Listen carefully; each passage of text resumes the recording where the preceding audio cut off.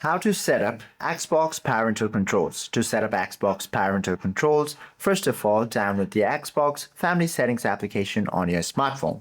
Simply launch your device's App Store. From here, tap on the search bar, then type Xbox Family. Once you find this official application, go ahead and download it onto your device.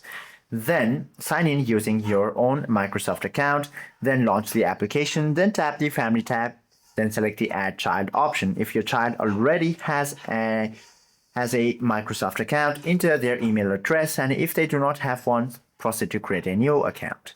Then you can proceed to customize the restrictions, set a daily time budget, and also define allowed time windows. You can also apply content filters, and you can also turn on Ask to Buy to receive real-time phone alerts whenever your child attempts to purchase a digital game or add-on. You can also restrict who can your child talk to or as a friend.